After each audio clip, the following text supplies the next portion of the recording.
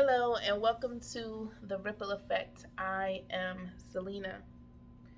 Today's topic is about men in society.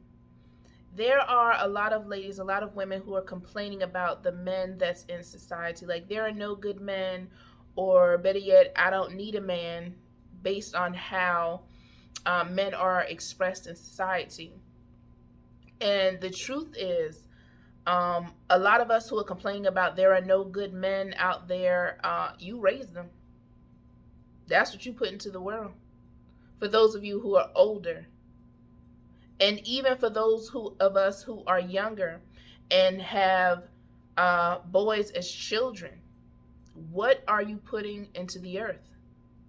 See, there's only so much complaining a woman can do. I am a firm believer of one, self responsibility. So if we're complaining and saying that, hey, there's no good men in society, like, what does your actions reflect? Because if there are men in society who don't meet our standards, or you don't like what he's bringing to the table, newsflash, don't accept it. You don't have to accept it. There are ways you can go about communicating, hey, this is how I need you to love me. And if you cannot love me this way, you no longer can be a part of my life. But also be willing to be patient. Like I said, I'm not saying that, hey, we just throw men away. But I am saying he has to be willing to change, to learn, and to grow. Because if we're simply accepting it, we can't be mad at the after effect. So if you're in a relationship and you're saying, hey, he's doing this, he's lying, he's not being a man of his word, he's treating me unkind, he's being disrespectful, and you still stay, what has that taught him? You have reinforced his behavior. Because if you don't like something, you don't accept it. Because understand this, what people fail to acknowledge, they will never change.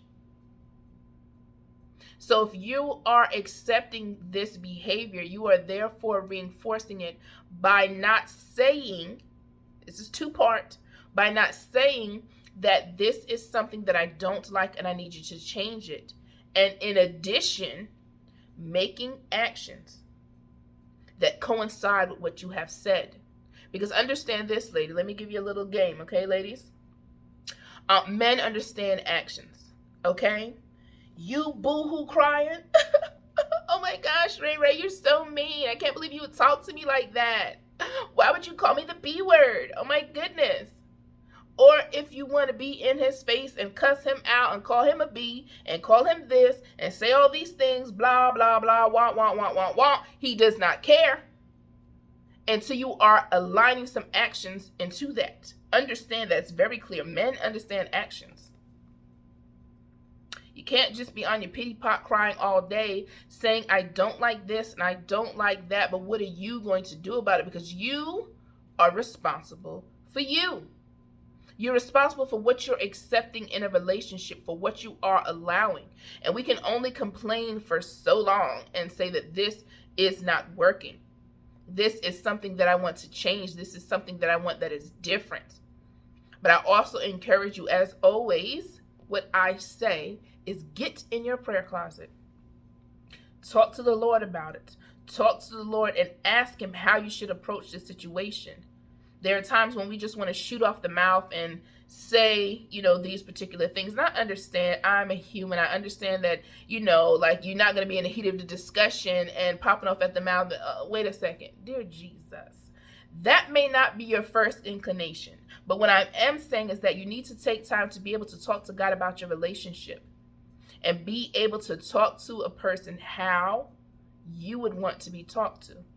Because if you're tearing them down, if you're cussing them out, if you're belittling them, that's not going to get them to grow. Would it get you to grow? So if we are going to complain about a situation that we are going to hit you with something we are a part of. Because if we're in a relationship, it is us ladies, and then on the other side, it is the man, then we are a part of the problem. But there's some good news. If we are part of the problem, we also are a part of the solution.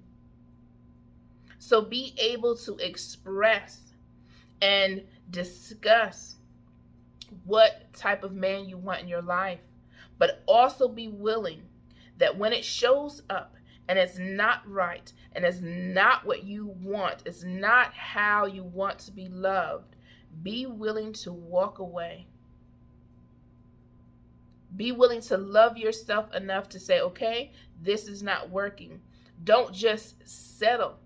Because there are some, and I was going to wrap this video up, but there are some ladies that will stay in a relationship year after year after year and wake up 20 years down the line when a relationship should have been over in year 1, year 2, and now 20 years has passed and you're still not happy.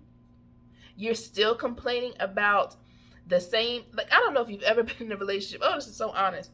And you have an argument that you had year 1, and then year 4 or year 3, year 2, you're still having the same discussion because nobody changed. You're still talking about the same thing. And I don't mean the little petty things like, hey, take out the trash, pick up your socks, put the toilet seat down, those little insignificant things. But if, ladies, you're having the same argument, like, please stop cheating on me. Why do I have so-and-so calling me? If you're talking about, oh, he got another woman pregnant, those are important things. That if you're having those same discussions in the first 6 months or the first 3, oh my goodness. And then year 2, year 3, you're still having that same argument about how he's being disrespectful, how he's treating you wrong, and he has not grown. But also, you know what that means? You have not grown either. Because if you're accepting it, if you're just staying there and being in a relationship and you're complaining about the maltreatment that you have received, understand that you are no longer just a victim, you are a volunteer. You have accepted this behavior, so you can only be so mad. You can only have the same argument.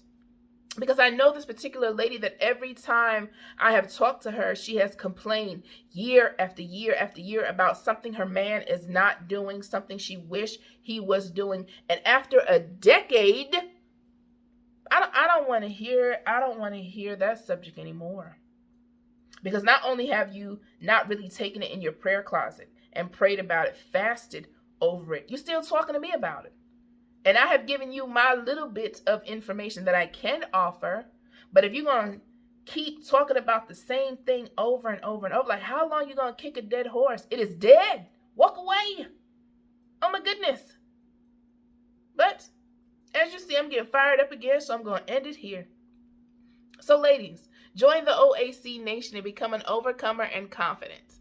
Thank you so much for watching.